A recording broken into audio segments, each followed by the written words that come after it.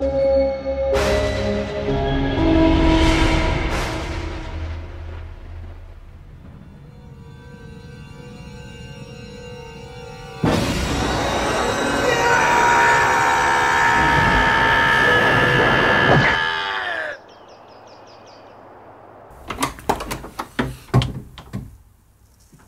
rien? Je vois rien. Fais attention, surtout. Ouais, t'inquiète. Ça peut être fatal. Je suis armée. Mais je crois qu'il y a rien. Ah, c'est bon. Il est chaud, hein? Ouais. Mais faut rester sur le qui-vive. Oui, hein. garde le cintre. Je garde parce que les tics, Ça... c'est du costaud. Ouais. Qu'est-ce que c'est? Allez, dis-moi ce que c'est. Si seulement je savais. Bon, allez, enlève-le. C'est accroché. Arrête, tu me fais mal. Excuse-moi, je fais comme je peux. Tyler, vite, enlève-moi ce machin. Allez, vas-y, enlève-le, ça me fout la trouille. J'y arrive pas. Enlève-le, vite, dépêche-toi. Ça s'accroche. Oui, ça s'accroche. Le tic en fait a des pattes. Il s'enfonce dans la peau avec la tête et ça aspire le sang. Ah. Et ça se gonfle. Alors des fois on a des gros tics. Et des Ouais. fois il y a des tics géants. Bah là, on est en présence de tics mutants même, carrément. T'as une idée de ce que c'était? Je sais pas. Je veux rentrer en Arizona. C'est fini. On va vous parler du film Tics. Également appelé Infested. Oui, mais je préfère Tics. Ah moi aussi beaucoup. Eh ben, Mélissa a été attaquée par une espèce de grosse bestiole. On voudrait repartir. Normal, on est en pleine nature. Oui, je sais, mais c'était pas la petite bestiole habituelle, vous voyez, Non, c'était un... attends, ce truc était comme accroché à mon dos, comme collé. C'était gros, tout visqueux. On aurait dit un... Et de la mort. Parce que t'es dégueulasse, on est à table. Quand on sait pas ce que c'est, faut pas toucher. Donc en fait, Tics, il y a une bande d'adolescents un peu en difficulté.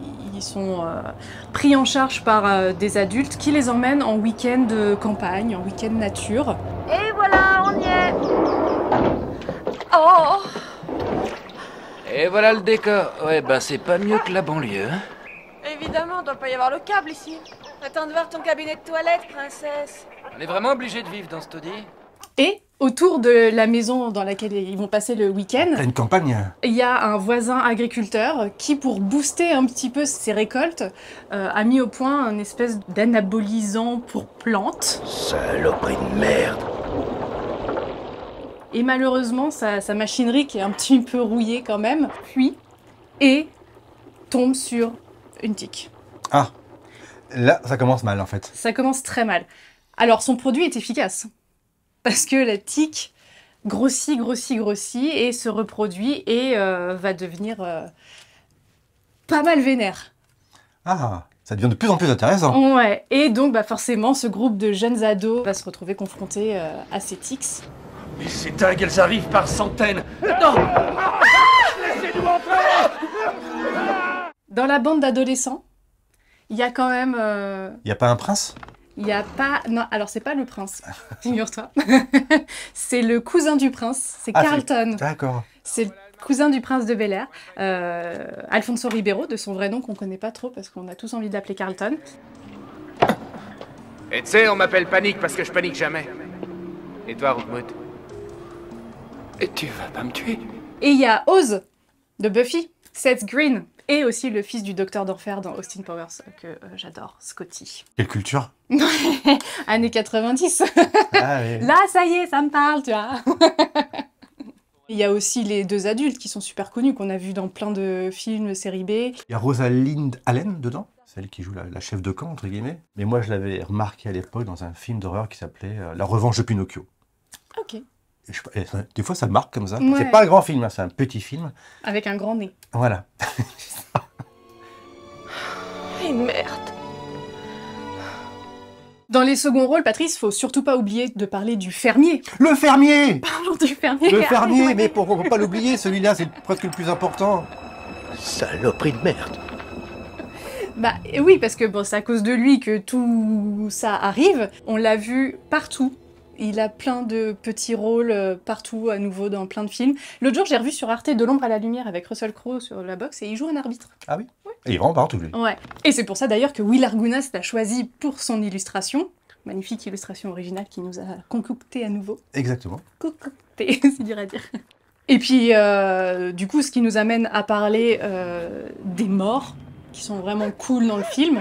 Et du coup, en termes de maquillage, d'effets spéciaux, on est bien aussi dans le film. À l'ancienne. À l'ancienne. Pas d'effets spéciaux numériques, là, Ouais. ça digouline. Tout en direct. Ouais.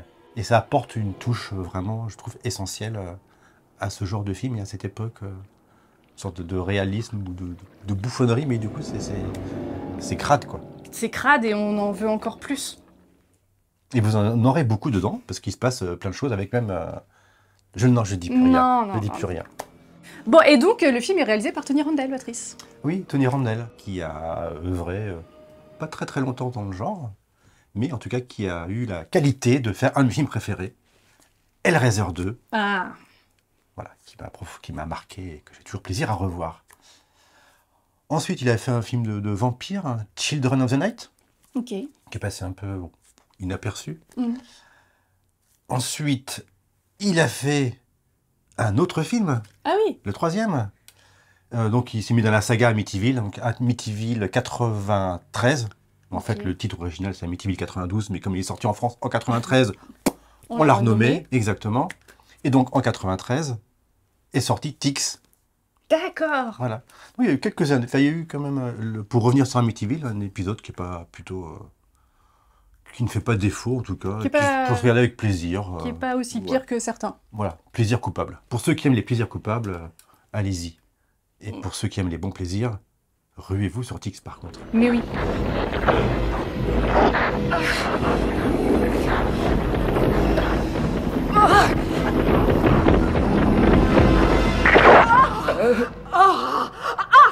Les tics sont géniales, mais je me rappelle la scène chez le veto qui est quand même très très bien. Très drôle. Ou terrifiante, selon. Bien dégueu, en tout cas, ça c'est sûr. Ça sointe beaucoup dans le Ouais, film. Hein. Ils ont pris plaisir à dégorger des poches, à écraser. Enfin, ça explose. C'est pas mal. C'est un petit film refuge, un petit film dans lequel on se sent bien parce qu'on n'est pas perdu, on s'amuse bien et on passe vraiment un bon moment. Et donc, ça a été produit par Brian Yuzna. Et oui, c'est important de le signaler. Voilà, donc Brian Yuzna, grand réalisateur, grand producteur, à qui on doit Le Retour des Morts Vivants 3, enfin, Progénie, plein de choses de qualité.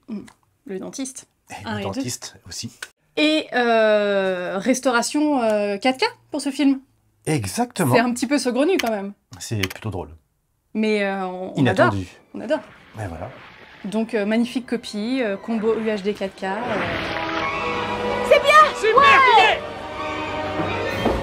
Beaucoup de surprises en tout cas. Et amusez-vous bien.